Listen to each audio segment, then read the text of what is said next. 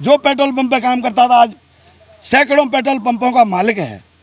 जो एक शोरूम में काम करता था आज वहाँ टोयोटा के सैकड़ों शोरूम हैं उसके नाम पे, मोदी जी भाइयों के नाम पे।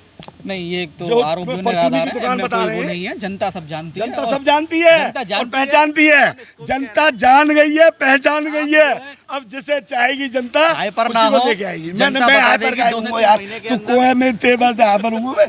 तू बुला ले उनको, चंद्रभान जी को, उनको बुला ले, उनके सामने बात करूंगा मैं। तो सीएम कौन इस बार होगा 2022? सीएम योगी आदित्यनाथ जी होंगे, जिन्होंने राष्ट्र को लेके, प्रदेश को लेके सारा भ्रष्टाचार खत्म किया है इन्होंने, और बढ़िया शासन दिया है इन्होंने। भारतीय जनता पार्टी श्री योगी आदित्यनाथ जी पूर्ण बहुमत के साथ, प्रचंड बहुमत के साथ दोबारा से चीफ मिनिस्टर बन रहे हैं। चुनाव में हो जाता है मोटा खर्चा, जब विकास की बात आती है तो कोई नहीं करता चर्चा। और आने वाले जो उत्तर प्रदेश के चुनाव हैं उनमें मुद्दे क्या रहेंगे, इसके साथ ही जो यूपी का सीएम है वो कौन होगा। चलिए इधर से ही शुरुआत कर देते हैं। नाम क्या है आपका? दिगंबर। दिगंबर जी, 2022 का चुनाव नज़दीक है, मुद्दे क्या रहेंगे और उत्तर प्रदेश का सीएम कौन? योगी आदित्यनाथ। आदित्यनाथ। क्यों? विकास किया है साहब। विकास किया है, लेकिन चाचा विकास तो कानपुर में मार दिया उन्होंने। उत्तर प्रदेश का सीएम कौन? सर, जैसा इस समय माहौल दिखाई दे रहा है, और मैं जहाँ तक समझता हूँ इसी सत्ता और इसी शासन को हमें वापस लाना चाहिए। राष्ट्रवाद सबसे पहले, और अपने जीने के लिए हमें बहुत सारी चीज़ों की आवश्यकता है मूलभूत, वो उनकी जो हमें आज खुलापन महसूस होता है वो सब हमें चाहिए। अभी आपने कहा कि मूलभूत जो चीज़ें हैं वो हमें चाहिए, मूलभूत चीज़ें हैं क्या और मुद्दे इस बार क्या रहेंगे? देखिए सर, मुद्दे तो सबके अलग अलग होंगे, कम तो कोई भी अपने आप को नहीं आंकता है, और चोरों को भी अपनी दृष्टि सही दिखाई देती है कि हम सही चोरी करने जा रहे हैं, और जो सही लोग हैं, मेहनत करते हैं, उनको भी अपना वातावरण सही प्रकार का चाहिए। लेकिन जो मैं समझता हूँ जीने के लिए जो हमें चाहिए, खुल के सांस तो ले सकें। जो अन्य अन्य लोग, अन्य अन्य धर्म और अन्य प्रकार की चीज़ें हैं, उसमें हम अपने आप को कहीं पाएँ तो सही। जो लोग कल तक ये कहते थे कि राम है ही नहीं, अस्तित्व नहीं है, आज कहते हैं राम हमारे हैं। अब जरा वो ये भी बता दें कि कृष्ण उनके हैं कि नहीं। तो इसलिए हमें तो भैया ये चाहिए कि पहले जीने का आसरा, जीने का सहारा, और उसके बाद फिर बाकी सब चीज़ें देखेंगे। लेकिन ये जो चुनाव हो रहा है, गठबंधन काफ़ी सख्त नज़र आ रहा है, और ये दिखाई दे रहा है कि पूर्व जो रैलियां हो रही हैं पूर्व में, उनमें भी काफ़ी जनाधार देखने को मिला है, काफ़ी भीड़ देखने को मिली है। तो सर, सबको अपनी बात कहने का, रखने का अधिकार है, उनके लोगों को भी है। मैंने तो पहले ही आपसे कहा कि अगर एक टीम इस प्रकार की बन जाए जिन्हें ये लगे कि चोरी करना बड़ा सरल है, बड़ा आसान है, हम तो चोरी करके कमा लेंगे, तो उनको भी अधिकार है ना। वोट तो सबका समान है, एक ही उनको भी वोट है, एक ही वोट हमारा भी है। हम अपने हिसाब से वोट देंगे, वो अपने हिसाब से कर रहे हैं। और गठबंधन कहेंगे या ठगबंधन कहेंगे, ये तो सबको अपना सोचने का अधिकार है। मुझे लगता है आपको हमें देना ही चाहिए। बिल्कुल, कुछ युवा भी हैं मेरे साथ में, मैं इनसे भी थोड़ा सा चर्चा कर लेता हूँ। मैं आपके पास बाद में आऊँगा, पहले मैं इधर से शुरुआत करता हूँ। नाम क्या है आपका? लवांशु वर्मा। लावंशु जी, इस बार जो मुद्दे हैं चुनाव के वो क्या रहेंगे? मुद्दे तो हर एक के अलग अलग होते हैं, और जो भाजपा ने मुद्दे पहले दिए थे, राम मंदिर का और धारा 370 का, वो सब पूर्ण किए। उन मुद्दों पर सब कुछ पूर्ण हुए हैं। दोस्त एक बात बताइए, योगी जी ने आते ही कहा था कि भाई हम 1 करोड़ प्रति वर्ष रोजगार देंगे युवाओं को, तो क्या आपको लगता है कि रोजगार मिला है? बिल्कुल मिला है रोज़गार। पहले जो रोज़गार था वो 17% था, और अब 27% करीब हो गया है। रोज़गार मिला है, सरकारी नौकरियाँ मिली हैं, और हर क्षेत्र में भाजपा आगे बढ़ी है। कोई भी क्षेत्र हो, आज की डेट में यूपी के अंदर देखा जाए तो 1,60,000 गांव करीब बिजली पहुंच चुकी है यूपी के अंदर, जो कि पहले नहीं थी। हर जगह भाजपा का रोज़गार, भाजपा का कार्यक्रम, हर जगह भाजपा ने प्रगति की है, चाहे रोड का हो, चाहे पुल का हो, चाहे किसी भी प्रकार का हो। किसानों को वर्गलाया जा रहा है, किसान कोई परेशान नहीं है, और यूरिया भी सबको मिल रहा है। ये सब अफवाह उड़ाते हैं, इसमें कोई दम नहीं है। तो सीएम कौन इस बार होगा 2022? सीएम योगी आदित्यनाथ जी होंगे, जिन्होंने राष्ट्र को लेके, प्रदेश को लेके सारा भ्रष्टाचार खत्म किया है इन्होंने, और बढ़िया शासन दिया है इन्होंने, और सभी हिंदू भाई खुले में सांस ले रहे हैं। दोस्त आप बताइए, जैसे रोजगार की बात हुई थी अभी, आपके साथी कह रहे थे कि रोजगार मिला है, लेकिन गठबंधन के साथ साथ मैं बहुत लोगों से जाके मिला हूँ, लोगों के अंदर वो टीस है कि अभी रोजगार जिस हिसाब से देना चाहिए था वो नहीं है। देखिए ऐसा है कि हमारे समाज में एक मानसिकता ऐसी बन चुकी है कि सरकारी नौकरी को ही रोजगार समझा जाता है। इसको बोलते हैं प्रत्यक्ष रोजगार, ठीक है। अप्रत्यक्ष रूप से 2.5 से 3 करोड़ रोजगार, जिसमें मुद्रा योजना के अंतर्गत अपने व्यापार स्टार्ट करने के लिए जो पैसा दिया गया है वो भी तो रोजगार है। उसको आप कहाँ ले जाएंगे? उसकी तो कोई गिनती ही नहीं करता है। तो ये भी एक रोजगार है और विपक्ष इस चीज़ को दबाना चाहता है। अगर रोजगार नहीं होता तो क्या इत्र वाले के पास में 300-300 करोड़ रुपए मिल जाते? इस पर भी तो विचार कीजिए आप। तो ये भी एक मुद्दा है। तो जो भ्रष्टाचार के रूप में जो पैसा निकल रहा है वो पैसा कहाँ यूज होगा? वो गरीबों के लिए इस्तेमाल होगा। जो पैसा विपक्ष ने पहले दबा रखा था वो आज कल डेट में निकल रहा है, तो उसको रोजगार में तो इस्तेमाल किया जाएगा, और कहाँ इस्तेमाल करेंगे? लेकिन भ्रष्टाचार तो मान लिया कि पहले भी होते थे, भ्रष्टाचार इस बार भी दुगना हो रहा है। और मैं कई लोगों से मिला हूँ, वो बेचारे इतना पीड़ित हैं कि सरकार के साथ साथ अधिकारियों को भी कोसते हैं भ्रष्टाचार की दृष्टि से अगर देखा जाए तो। नहीं, देखिए कुछ लोग हैं विपक्ष की मानसिकता वाले, तो सरकार कितना भी उनके लिए कर ले वो तो एक नेगेटिव मानसिकता बनाए हुए हैं और उनकी बनी रहेगी। तो इसके लिए तो हमारे पास में कोई उपाय है नहीं। और करने वाले रोजगार हैं या नौकरी करने वाले हैं वो कर रहे हैं, उनको प्राप्त भी हो रहे हैं रोजगार। ऐसी बात नहीं है कि बेरोजगारी चल रही है। भाई करने वाला तो हो गई। अगर आप घर में बैठे बैठे सोचोगे तो मतलब हमें रोजगार कहाँ से मिल जाए, तो वही कोई सरकार नहीं कर पाएगी इसके लिए। तो 2 मिनट आप रुकिएगा, मैं पहले चाचा से बात कर लेता हूँ। 2022 का चुनाव नज़रिया क्या रहेगा और मुद्दे क्या हैं? मुद्दे बेरोजगारी है सबसे बड़ा मुद्दा, महंगाई है, भ्रष्टाचार चरम पे है, आवारा पशु किसानों को परेशान करते हैं, नहर बम्मों की सफाई नहीं होती है। तो ये सरकार हर तरह से फेल है। यही मुद्दे रहेंगे, विकास के, रोजगार के, महंगाई के। अच्छा, उत्तर प्रदेश के सीएम कौन होंगे इस बार? उत्तर प्रदेश में सीएम देखो, जिसकी जो ज़्यादा विधायक जीत के आएंगे उसके सीएम होंगे। आपका क्या मत है, कौन होना चाहिए? मेरे मत में कोई ऐसा व्यक्ति सीएम बने उत्तर प्रदेश का जिसके घर परिवार हो, जो सामाजिक रीति नीतियों को जानता हो, समाज में कैसे घर परिवार चलाए जाते हैं इन सब चीज़ों को जानता हो, सामाजिक दायित्व को निभाना जानता हो, ऐसा व्यक्ति सीएम होना चाहिए। ऐसा व्यक्ति है कौन? ऐसे व्यक्तियों का कोई अभाव थोड़ा ही है, बहुत है।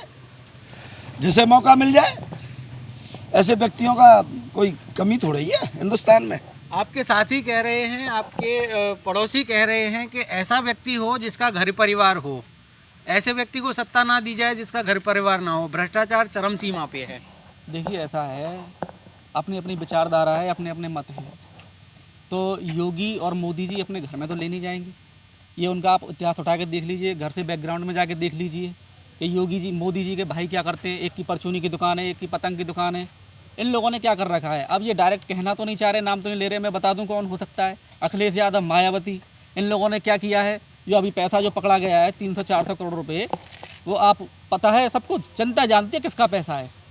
भाई एक इत्र वाले के पास में जिसका 5 करोड़ रुपए टर्नओवर हो, उसके पास में तो नहीं निकल सकता है। आरोप लग रहे हैं अखिलेश यादव का पैसा है। अखिलेश यादव पे ये भारतीय जनता पार्टी वाले टॉप टू बॉटम सिर्फ झूठ के अलावा कुछ बोलते नहीं हैं।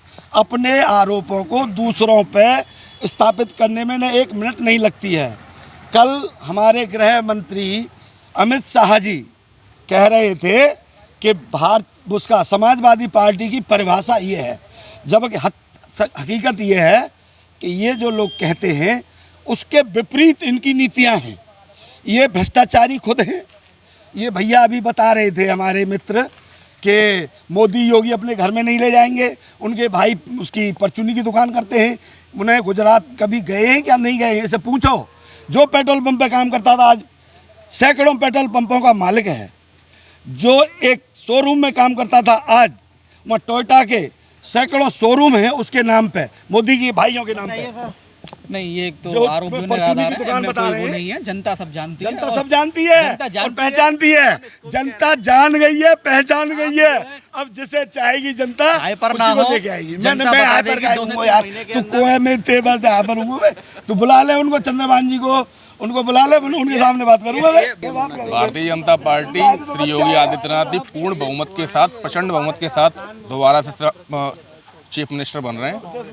और ये जो आप कह रहे हैं कि समाजवादी पार्टी या फिर बहन जी का जो भी गठबंधन वगैरह जो भी हैं, इन्होंने पहले भी गठबंधन किया था। क्या हुआ?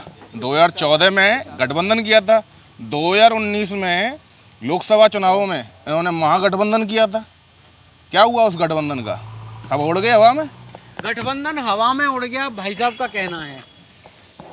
इनका अपना सोचना हो सकता है और समय परिवर्तनशील होता है। उस समय योगी जी, मोदी जी का एक क्रेज था, मोदी जी के नाम का एक क्रेज था, जिसकी वजह से इतनी सीटें भारतीय जनता पार्टी उत्तर प्रदेश में जीती। अब उनके कर्मों को और उनके कहने और करने को, उनकी कथनी और करनी में कितना अंतर है, वो करते क्या हैं, बोलते क्या हैं, ये सारी चीज़ें भारतीय जनता पार्टी के कार्यक्रमों को भारत की जनता, मैं उत्तर प्रदेश की बात नहीं कर रहा हूँ, पूरे भारत की जनता जान चुकी है। 1 साल हो गया था किसानों को आंदोलन करते करते, किसी को याद नहीं आई। उन्हें खालिस्तानी, पाकिस्तानी, आतंकवादी और पता नहीं क्या क्या नाम दिया गया था। एक दिन हमारे प्रधानमंत्री अकस्मात आए और बोलते हैं मुझसे गलतियां हो गई, मैं किसानों से माफ़ी मांगता हूं और उन कानूनों को वापस लेता हूं। 1 साल में नींद खुली उनकी। आपको पता है उपचुनाव में जब पराजय हुई तो उनकी नींद खुल गई और वही स्थिति अब होने जा रही है उत्तर प्रदेश में। इनकी 100 सीट नहीं आएंगी भारतीय जनता पार्टी। चुनाव आते ही ये किसानों के बिल माफ कर दिए गए। कृषि कानूनों के बारे में जो बातें कही जा रही हैं और जो लोग, जो सो कॉल्ड किसान इस बातों को कह रहे हैं, उन लोगों को ये बात भी ध्यान होनी चाहिए कि ये जब कानून पास किए गए थे तो माननीय टिकैत जी, माननीय अरविंद केजरीवाल जी, इन लोगों ने इन कानूनों को सराहा था। ये बात उन लोगों को पता होनी चाहिए कि इन कानूनों को जब ये पास हुए थे तब इन्होंने पूर्ण अच्छी तरीके से बताया था कि ये कानून कृषि, ये कानून क्या कहते हैं, किसानों के हित में है। काफ़ी बहुत पहले से जो मांग चली आ रही थी, उन मांगों को पूर्ण करने का कार्य भाजपा सरकार ने किया है। जो लोग कहते हैं ना कि ये विकास के, इन्होंने 70 साल में विकास के इन्होंने गड्ढे खोदे हैं, इन गड्ढों को भरने का काम अभी भी मोदी जी, योगी जी ये कहते हैं कि हमने तो कुछ नहीं किया। जो इन लोगों को करना चाहिए था वो मोदी योगी कर रहे हैं। अगर वो उन्होंने अपने एजेंडे काम करने शुरू किए तो भारत कहाँ से कहाँ पहुँचेगा, ये बात पूरी दुनिया जानती है। किसानों को खालिस्तानी कहा गया, पाकिस्तानी कहा गया, पड़ोसी आपके कह रहे हैं। हाँ, कहा तो गया था, लेकिन अब कोई बात नहीं है, आंदोलन तो वापस ले लिया मोदी जी ने। तो चुनाव आते ही क्या ऐसा जादू चला कि उन्होंने एकदम से वापस ले लिया? वापस तो इसलिए लिया था कि वो इलेक्शन आ गए और उनसे कुछ गलतियां हो गई थी, इसलिए उन्होंने वापस ले लिए। चलिए, मैं एक लास्ट बात आपकी ले लेता हूँ। बिल्कुल, आप बताइए किस नज़रिए से देखते हैं? मान्यवर, अभी ये भाई जो बता रहे थे कि वो अपना एजेंडा चला रहे होंगे, आज समाज में जहर घोलने का काम अगर कोई कर रहा है तो ये आरएसएस और भारतीय जनता पार्टी कर रही है। ये जुमलेबाज पार्टी है, झूठा पार्टी है। हमारे अटल बिहारी वाजपेयी ने कहा था कि इस हिंदुत्व को लेके और बहुत सारी बातें, मतलब अटल बिहारी वाजपेयी ने अपने टाइम में रखी थी। आज उसके ठीक विपरीत मोदी और योगी सरकार कर रही हैं, समाज में विष घोल रही हैं, भाई को भाई से लड़ाने का काम कर रही हैं और आरोप दूसरों के ऊपर लगा रहे हैं। ये काम है भारतीय जनता पार्टी के। सारी पूरी कैबिनेट भारत सरकार की, पूरे मुख्यमंत्री, पूरे इनके संगठन के पदाधिकारी सब जहां चुनाव होता है, वेस्ट बंगाल में मुंह की खा के आए, हिमाचल में मुंह की खा के आए। कल इनकी चंडीगढ़ की सीट भी चली गई। चंडीगढ़ में जब ये प्रधानमंत्री, हमारे प्रचार मंत्री, चाहे नगर निगम के चुनाव हो, चाहे विधानसभा के चुनाव हो, चाहे लोकसभा के चुनाव हो, किसी के भी चुनाव हो, हमारे प्रधानमंत्री उनका नाम बदल के प्रचार मंत्री कर देना चाहिए। बिल्कुल, यहाँ पर जो लोगों का रुख है, जो लोगों का मानना है, वो यही है कि सरकार चाहे किसी की भी हो, लेकिन बेरोजगारी, भ्रष्टाचार और भी अन्य ऐसे मुद्दे हैं जिन पर इस बार चुनाव होगा। अब आगामी 2022 के चुनाव में लखनऊ की गद्दी किसके हवाले होती है, ये अभी देखना बाकी है। निर्मल राजपूत, DK न्यूज़, मथुरा।